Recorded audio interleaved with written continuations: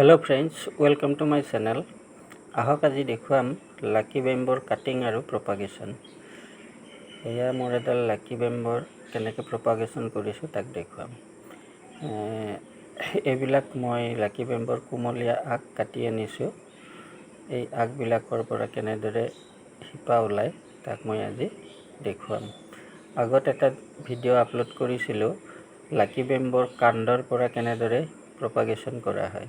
আজি দেখুৱাম কুমলীয়া আগবিলাকৰ পৰা কেনেদৰে প্ৰপাগেশ্যন কৰে। এই আগবিলাক আপোনালোকে গুৰিৰ পাতবিলাক এৰুৱাই ল'ব আৰু গাঁঠিৰ তলতে ইয়াক কাটি ল'ব। এনেদৰে পাতবিলাক এৰুৱাই ল'ব, গুৰিৰ পাতবিলাক, আৰু ব্লেডেৰে গাঁঠিৰ তলতে কাটি দিব।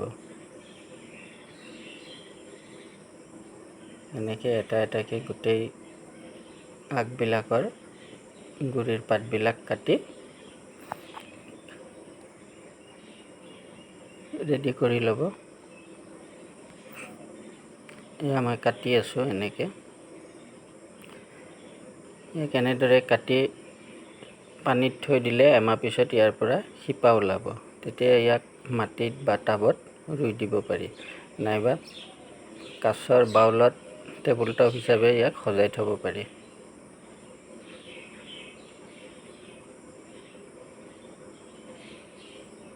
ইয়াক এনেদৰে বান্ধি ল'ব, ভালদৰে থিয় হৈ থাকিব পৰাকৈ। এয়া মই বান্ধি লৈছোঁ ইয়াক।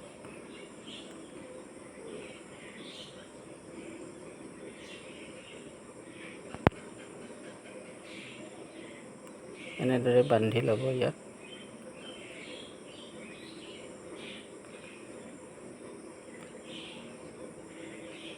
এনেদৰে বান্ধি লৈ ইয়াক মই এটা বাটিত পানী দি ইয়াক থৈ দিম এমাহৰ কাৰণে।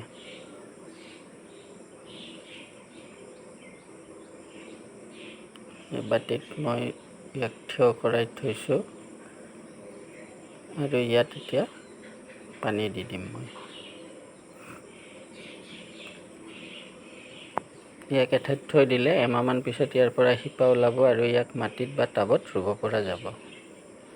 এয়া মই এডাল এমাহ আগতে ৰোৱা, ইয়াৰ কেনেকৈ শিপা ওলাইছে মই দেখুৱাই আছোঁ।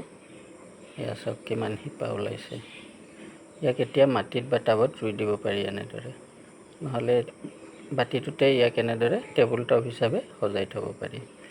যদি ভিডিঅ'টো চাই ভাল লাগিছে তেনেহ'লে লাইক আৰু কমেণ্ট কৰিব, আৰু চেনেলটোত যদি কোনোবা নতুন তেনেহ'লে এনেকুৱা ভিডিঅ' পাবৰ বাবে চেনেলটো ছাবস্ক্ৰাইব কৰি থ'ব। ভিডিঅ'টো শেষলৈকে চোৱাৰ কাৰণে ধন্যবাদ।